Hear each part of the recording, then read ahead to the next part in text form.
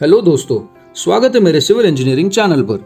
उम्मीद करता हूँ मेरे वीडियोस से आपके बेसिक कॉन्सेप्ट्स क्लियर हो रहा है। आने वाले दिनों में किस टॉपिक पर वीडियो लेक्चर बनाऊं, ये आप मुझे कमेंट सेक्शन पर बता सकते हैं। आज हम बात करेंगे क्विक सैंड पर, यानी जिसे हिंदी में दलदल कहा जाता है। आपने बहुत सी वीडियोस देखे होंगे जिसमें कोई इंसान जब दलदल में पैर रखता है वो अंदर की तरफ धंसता चला जाता है। मैं श्योर हूँ आपने मैन वर्सेस वाइल्ड के एपिसोड्स में बियर ग्रिल्स को ये कारनामा करते हुए देखा होगा। तो दोस्तों, ऐसा क्यों होता है कि जब कोई दलदल में पैर रखता है वो दलदल में धंसता चला जाता है? क्या ये दलदल की मिट्टी सैंडी होती है या क्लेई होती है? क्या ये मिट्टी में कुछ ऐसा मिनरल पाया जाता है जिसके कारण दलदल मिट्टी में ये खूबियां देखी जा सकती है? ये सभी सवालों का जवाब पाने के लिए वीडियो के अंत तक बने रहिएगा। मेरा नाम है गिरीश और आप देख रहे हैं video lecture on quick sand. So let us start.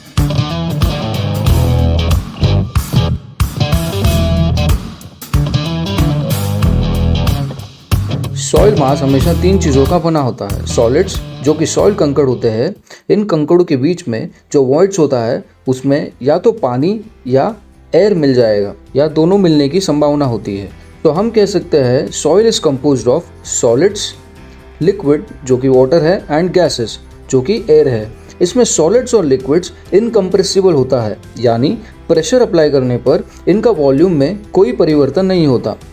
इसका मतलब ये है कि सॉलिड्स और वाटर जो सॉइल मास के अंदर होते हैं वो लोड लेने के लायक होते हैं, लेकिन एयर कंप्रेस हो जाता है, थस एयर कोई लोड नहीं लेता।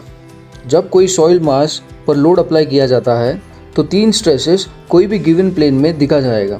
वो है total stress, pore water pressure and effective stress. इनका रिलेशन है total stress equals to effective stress plus pore water pressure. चलिए इन तीनों स्ट्रेसेस के बारे में डिटेल में जानें। पोर वाटर प्रेशर, इस ड्राइंग को ज़रा गौर से देखिएगा।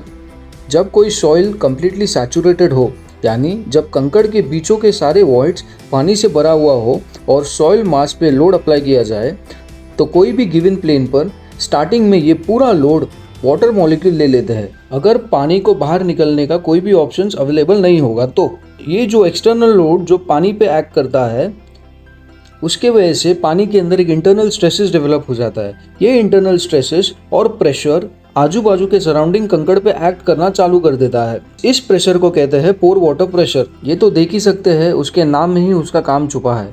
पोर्स यानी कि वॉइड्स में अवेलेबल वाटर जब सराउंडिंग सॉइल ग्रेन में प्रेशर एक्सर्ट करता है उसे पोर वाटर प्रेशर कहा जाता है। फिर एक ऐसा समय आता है जब ये पोर वाटर को बाहर निकलने का मौका मिल जाता है, जिसके कारण जो एक्सटर्नल लोड वाटर रेजिस्ट कर रहा था वो सॉइल के कंकड़ रेजिस्ट करने लगते हैं। जैसे कि मैंने पहले भी कहा था कि सॉइल सॉलिड्स इनकम्प्रेसिबल होते हैं, जिसके कारण सॉइल सॉलिड्स के अंदर इंटरनल स्ट्रेसेस डेवलप होना चालू हो जाते हैं जो ये एक्सटर्नल लोड को रेजिस्ट करते हैं। ये स्ट्रेसेस जो सॉइल टू सॉइल कॉन्टैक्ट के थ्रू डेवलप होता है उसे इंटरग्रैनुलर स्ट्रेसेस और इफेक्टिव स्ट्रेसेस कहते हैं। सिंपल भाषा में कहे तो सम ऑफ ऑल फोर्सेस जो सॉलिड्स पे एक्ट करता है पर यूनिट कॉन्टैक्ट एरिया उसे इफेक्टिव स्ट्रेसेस कहते हैं। इफेक्टिव स्ट्रेस सिर्फ एक मैथमेटिकल कॉन्सेप्ट है जिसे साइट में मेजर नहीं किया जा सकता, क्योंकि कोई भी गिवन प्लेन में contact area of soil grains calculate करना नामुमकिन है।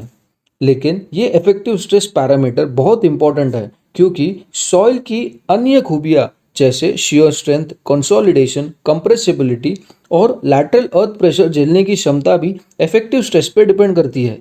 तीसरा है टोटल प्रेशर। टोटल लोड या फोर्स जो सॉइल मास में एक्ट करता है अबाउ द प्लेन जिसमें आपका इंटरेस्ट है per unit cross sectional area, उसे टोटल प्रेशर कहते हैं। सिंपल भाषा में जिस प्लेन पे आपको स्ट्रेसेस ढूंढना है उस प्लेन के ऊपर जितना भी वेट एक्ट करता है और उससे जो प्रेशर डेवलप हो जाता है उस प्लेन पे, उसे टोटल प्रेशर कहते हैं। फिजिकली हम पोर वाटर प्रेशर तो मेजर कर सकते हैं। अगर आप कोई स्टैंड पाइप या पीजोमीटर पाइप सॉइल मास के अंदर डाल दें जिस प्लेन पे आपको इंटरेस्ट है उस प्लेन तक, तो जो वाटर लेवल जो पाइप के अंदर रेज होगा तो उसे पोर वाटर प्रेशर हेड कहते हैं। टोटल प्रेशर भी इजीली कैलकुलेट किया जा सकता है। एक बार ये दोनों कैलकुलेट हो जाए तो हम इफेक्टिव स्ट्रेस इजीली कैलकुलेट कर सकते हैं। देयरफॉर इफेक्टिव स्ट्रेस क्या हो जाएगा? इफेक्टिव स्ट्रेस हो जाएगा टोटल स्ट्रेस माइनस पोर वाटर प्रेशर। अब आपका बेसिक तो स्ट्रांग हो गया है, तो चलिए क्विक सैंड कंडीशन के बारे में जानें। ये डायग्राम को ध्यान से देखिएगा। इस डायग्राम में जैसे बताया है, एक सॉइल मास है जो कम्प्लीटली सैचुरेटेड है, जिसमें वाटर टेबल ऊपर है और पानी का फ्लो नीचे से ऊपर तक जा रहा है। इसका मतलब मैं ये कहना चाहता हूँ कि सीपेज फ्लो कंडीशन डेवलप्ड है जिसमें पानी डाउनवर्ड से अपवर्ड जा रहा है। तो जैसा सॉइल मास पानी के अंदर कम्प्लीटली सबमर्ज्ड है, इसका मतलब वॉइड्स पूरे पानी से भरा हुआ है। इस टाइप के सॉइल कंडीशन को, जिसमें सॉइल के वॉइड्स पूरे पानी से भरे हुए होते हैं, उसे तो हमें पता है कि सैचुरेटेड सॉइल कहते हैं। तो चलिए कैलकुलेट करेंगे पूरे तीनों स्ट्रेसेस डिफरेंट प्लेन्स पे जैसे दिखाया गया है। वो है प्लेन ए, प्लेन बी और प्लेन सी पे। तो आप तो देख ही सकते हो, प्लेन बी में जो स्टैंड पाइप इंसर्ट किया है उसमें जो वाटर लेवल दिख रहा है, वो प्लेन ए में जो स्टैंड पाइप रेस किया है उसमें जो वाटर लेवल दिख रहा है, दोनों में एच का डिफरेंस है। और हमें तो पता है कि पानी फ्लो करता है हायर हेड से लोअर हेड तक। तो ये सिंपल स्टैंड पाइप इंसर्ट करने से हमें पता चल रहा है कि पानी नीचे से ऊपर की तरफ जा रहा है। चलिए वे तीनों स्ट्रेसेस कैलकुलेट करेंगे तीनों गिवन प्लेन पर। तो पहले करते हैं प्लेन ए पर। तो टोटल प्रेशर एट ए क्या हो जाएगा, उसके ऊपर जो भी लोड है वो है पानी की वजह से, राइट। तो उसका टोटल प्रेशर हो जाएगा गामा डब्ल्यू इंटू H1। और पोर वाटर प्रेशर क्या हो जाएगा, पोर वाटर प्रेशर कैलकुलेट करने के लिए मैंने कहा था किसी भी आपको एक स्टैंड पाइप इंसर्ट करना है वो प्लेन पे, जो प्लेन पे आपको कैलकुलेट करना है। तो अगर मुझे ए में कैलकुलेट करना है तो आप देख सकते हो मैंने ए में स्टैंड पाइप अप्लाई किया है, तो उसमें जो पानी का लेवल रेज हुआ है वो H1 तक रेज होता है, क्योंकि हमेशा पोर वाटर प्रेशर आपका वाटर टेबल लेवल तक ही रेज होता है इन स्टेडी कंडीशन। अभी वाटर टेबल जो ए के ऊपर है वो है H1 पे। ए प्लेन पे स्टैंड पाइप इंसर्ट करोगे तो आपका वाटर लेवल रेज होगा H1 तक, ठीक। तो आपका पोर वाटर प्रेशर हो जाएगा गामा डब्ल्यू इंटू H1। देखो इफेक्टिव स्ट्रेस क्या हो जाएगा, टोटल स्ट्रेस माइनस पोर वाटर प्रेशर। तो इफेक्टिव स्ट्रेस तो यहाँ जीरो हो गया। और अगर आपको ये प्रेशर का जो फॉर्मूला यूज़ कर रहा हूँ मैं, गामा इंटू एच, तो ये आपको अगर पता नहीं तो प्लीज़ मुझे कमेंट बॉक्स में बता दीजिएगा, तो ये इसका डेरिवेशन में मैं डाल दूंगा। तो लेट्स चले अभी प्लेन बी पे। तो प्लेन बी पे टोटल प्रेशर क्या हो जाएगा, प्लेन बी के ऊपर जितने भी लोड्स है उसकी वजह से जो प्रेशर डेवलप हुआ है वो टोटल प्रेशर बन जाएगा। तो देयरफॉर प्लेन बी के ऊपर क्या क्या है, एक तो वाटर एक्ट कर रहा है, गामा डब्ल्यू इंटू H1 हो जाएगा, जो H1 हाइट का जो वाटर अवेलेबल है। और बाद में जो सॉइल है वो तो सैचुरेटेड कंडीशन में होगा, तो हमको गामा सैट लेना पड़ेगा। गामा सॉलिड्स नहीं ले सकते, मतलब ड्राई यूनिट वेट तो ले नहीं सकते, हमें सैचुरेटेड यूनिट वेट लेना पड़ेगा सॉइल का। तो उसका गामा सैट इंटू उसका टोटल हाइट क्या हो जाएगा इंटू H2। और पो वाटर प्रेशर क्या हो जाएगा, अगर आप प्लेन बी पे एक स्टैंड पाइप इंसर्ट करोगे, अब देखिए मैंने प्लेन बी पे जब स्टैंड पाइप इंसर्ट किया वो वाटर टेबल तक रेज नहीं हुआ।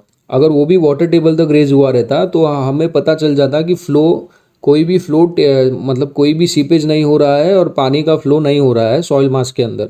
लेकिन यहाँ पे जब प्लेन बी पे आपने स्टैंड पाइप इंसर्ट किया तो इसका वाटर लेवल आपका वाटर टेबल से भी ऊपर चले जाएगा। इसका मतलब ये हुआ कि आपका पानी का फ्लो हो रहा है from higher head to lower head, मतलब प्लेन बी से प्लेन ए की तरफ पानी का सीपेज बढ़ रहा है।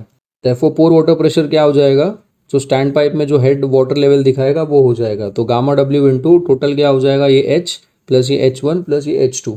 देयरफॉर इफेक्टिव स्ट्रेस क्या हो जाएगा, gamma submerged into H2 minus gamma W into H। Similarly अगर CC पे, चलिए अब CC पे कैलकुलेट करेंगे। अब प्लेन ए से प्लेन CC का डिस्टेंस है Z, अज्यूम करेंगे। जब पानी प्लेन BB से AA ट्रैवल कर रहा है, मतलब H2 डिस्टेंस ट्रैवल कर रहा है, तो उसका हेड डिफरेंस दिख रहा है H। तो पानी का हेड डिफरेंस कितना होगा अगर उसको Z डिस्टेंस ट्रैवल करना हो तो ये सिंपल आपको क्रॉस मल्टीप्लाई करना है। इसमें ध्यान से देखिएगा, मैंने रेफरेंस प्लेन AA लिया है, तो जो भी मेरा हेड डिफरेंस आएगा वो विथ रिस्पेक्ट टू A आएगा। Therefore x equals to H/H2 into Z, ठीक। तो अभी टोटल प्रेशर कैलकुलेट करते हैं। टोटल प्रेशर तो आपको पता है, CC के ऊपर जो भी लोड आ रहा है, जो भी वेट्स है उसके वजह से लोड आ रहा है वो लिखना है। तो टोटल प्रेशर क्या हो जाएगा, gamma W into H1 plus Z into gamma saturated हो जाएगा, क्योंकि सॉइल तो सैचुरेटेड कंडीशन में। पोर वाटर प्रेशर क्या हो जाएगा, अगर आप प्लेन CC पे एक ट्यूब डालोगे तो वो कहाँ तक रेज होगा। तो आपको मैंने तो बता दिया है कि हेड डिफरेंस तो आपको बता दिया है कि कई तक तो रेज होगा, लेकिन इतना तो हमें पता है अगर प्लेन CC से AA तक पानी जा रहा है तो उसका प्लेन CC का जो वाटर हेड रहेगा वो प्लेन AA से तो ज़्यादा रहेगा, तो उसका स्टैंड पाइप में उसका वाटर लेवल ऊपर तक दिखाया है देर। और इसका इन दोनों का हेड डिफरेंस भी हमको मालूम है, that is H into Z upon H2, जैसा हमने अभी कैलकुलेट किया था क्रॉस मल्टीप्लीकेशन से। तो टोटल हाइट क्या हो जाएगा, ये जो हेड डिफरेंस आया वो प्लस H1 प्लस जेड हो जाएगा। तो pore water pressure equals to gamma W into Z plus H1 plus Z H upon H2 हो जाएगा। अभी इफेक्टिव स्ट्रेस के लिए दोनों सब्ट्रैक्ट करेंगे तो हमें आएगा effective stress equals to gamma submerged into Z minus Z into H by H2 upon gamma W. अब ये H बाई H2 क्या होता है, हेड डिफरेंस पर लेंथ ऑफ अ ट्रैवल हो जाता है, बराबर। तो इससे कहते हैं हाइड्रोलिक ग्रेडियंट। हाइड्रोलिक ग्रेडियंट का डेफिनेशन यही होता है कि head difference between the 2 points per unit length. तो इसे हम आई लिख सकते हैं, जिसे रिप्रेजेंट आई से किया जाता है, तो इसे आई लिख सकते हैं। therefore effective stress equals to gamma submerged into z minus iz gamma w हो जाएगा। अब एक ऐसा टाइम आएगा जब पानी का फ्लो नीचे से इतना बढ़ जाएगा कि soil to soil contact lost हो जाएगा। अब आपको पता है इफेक्टिव स्ट्रेस तभी पॉसिबल है जब सॉइल टू सॉइल कांटेक्ट होगा। जब सॉइल टू सॉइल कांटेक्ट होगा तब जाके एक दूसरे पे सॉइल के कंकड़ एक दूसरे पे प्रेशर अप्लाई करेंगे, जिसके वजह से इंटरनल स्ट्रेसेस डेवलप होगा। अगर जब सॉइल टू सॉइल कांटेक्ट ही नहीं होगा तो आपका इफेक्टिव स्ट्रेस तो जीरो हो जाएगा। तो आपका इक्वेशन क्या बन जाएगा, zero equals to gamma submerged into Z minus i Z gamma W. Therefore i equals to gamma submerged upon gamma W बन जाएगा। अब गामा सबमर्ज्ड हमें मालूम पता है कि gamma saturated minus unit weight of water होता है। तो अगर गामा सैचुरेटेड का फॉर्मूला पता है आपको, G plus S C gamma W upon 1 plus E. तो अगर ये पूरा इक्वेशंस को मैं सॉल्व करूँ तो मेरे को आई आता है जी माइनस 1 अपॉन 1 प्लस ई। देयरफॉर ये आई को कहा जाता है क्रिटिकल हाइड्रोलिक ग्रेडियंट। तो सॉइल्स के यूजुअली वॉइड रेशियो रेंज होता है 0.6 to 7 और स्पेसिफिक ग्रेविटी का रेंज होता है 2.65 समवेयर। तो क्रिटिकल हाइड्रोलिक ग्रेडियंट का वैल्यू आता है समवेयर अराउंड 1। तो मैं ये कहना चाहता हूँ कि जब कोई भी सॉइल मास में अगर उसका हाइड्रोलिक ग्रेडियंट मतलब head difference divided by length of a travel, अगर उसका हाइड्रोलिक ग्रेडियंट ये क्रिटिकल हाइड्रोलिक ग्रेडियंट से ज़्यादा होगा तो उसमें बॉइलिंग कंडीशन दिखा जाएगा। इसका मतलब पार्टिकल टू पार्टिकल कांटेक्ट नहीं रह जाएगा और शियर स्ट्रेंथ वो सैंड का या सॉइल मास का जीरो हो जाता है। तो ये क्रिटिकल हाइड्रोलिक ग्रेडियंट कॉन्सेप्ट बहुत इंपॉर्टेंट है। अगर कोई भी सॉइल मास का स्टेबिलिटी चेक करना है with respect to boiling condition, तो आपको ये देखना पड़ेगा कि वो जो हाइड्रोलिक ग्रेडियंट डेवलप हो रहा है वो क्रिटिकल हाइड्रोलिक ग्रेडियंट से कम हो, कभी ज़्यादा ना हो। जिसकी वजह से अगर कोई इंसान उस टाइप के सैंड के ऊपर पैर रखता है तो वो नीचे धंसता चले जाता है, क्योंकि नीचे soil to soil contact available नहीं है, तो सॉइल वो वेट को रेजिस्ट नहीं कर पाता है।